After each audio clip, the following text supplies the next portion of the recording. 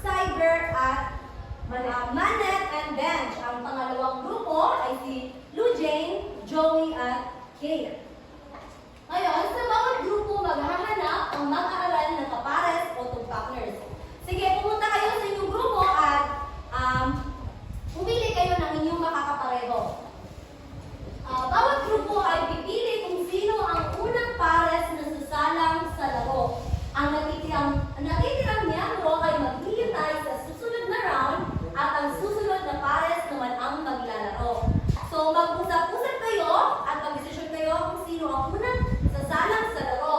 Ang sagot ay isisigaw ng magkapares o partners pagkatapos ng bilang 3.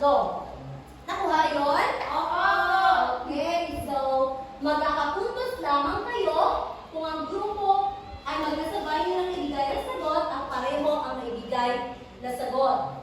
5 puntos ang makukuha sa bawat tamang sagot. Ang grupo na may pinakamataas na puntos sa pagtatapos ng laro ang siyang panalo. Nakuha ba? O naintindihan niyo ba mga mag-aaral? Opo! Sige, magsitayo na ang lahat at pumunta sa inyong grupo. Bibigyan ko kayo ng 1 minuto para maganda. Pwede na pumunta sa harapan ang unang lalaro. Dito ang unang lalaro. Kami! Yes. Dito kayo at ang pangalawang grupo, sino ang lalaro? Sige, doon kayo.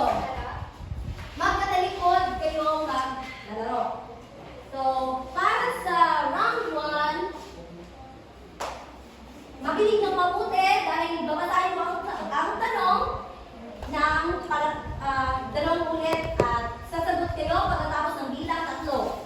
Opo, teacher. Handa na? Opo, teacher. Ano ang ginagamit sa pagpupok ng pako? Wala ninyo! Wala ba? Wala ba? Hindi pa ginagamit. Maghihintay kayo ng 3. Alam nila. Kaya, ulitin natin. Ano ang ginagamit sa pagpupok ng pako? 1, 2, 3.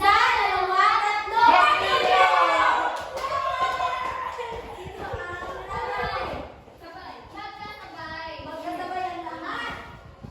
Sige, sa susunod na round, nakuha niyo ang tamang sagot. Ang ginagamit sa pagpupok ng pako ay martilyo. Sa round 2, ano ang gamit sa pag-ikot o pagtanggal ng tornilyo? 1, 2, 3.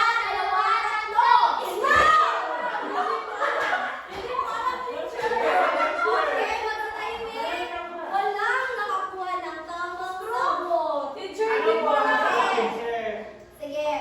Masyanda, may last round pa. Sige. Balik. Sagot. Ang tamang sagot ay mamaya. Malalaman nyo mamaya. Sige. Sa round 3, kailangan sukatin ang haba ng mesa bago ayusin. Ano ang gagamitin? 1, 2, 3.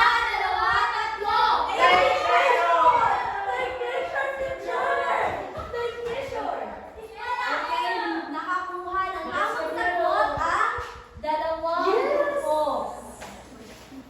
At ang nanalo sa larong ito ay ang Group 1. Ang unang grupo. Bigyan ng kipit clap.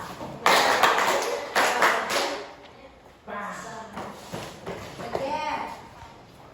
Ngayon, ipagpapatuloy ni Binibining Maricar ang ating talakayan. Ngayon, handa na ba kayo sa ating panibagong aktibidad? Ngayon, ipapangkat ko kayo sa 3 grupo. Ang unang pangkat ay si Lou Jane at si Joey. At ang pangalawang pangkat naman ay si Bench at si Yara. At ang ikatlong pangkat naman ay si Manet at si Cyber. So, sa unang pangkat, ang inyong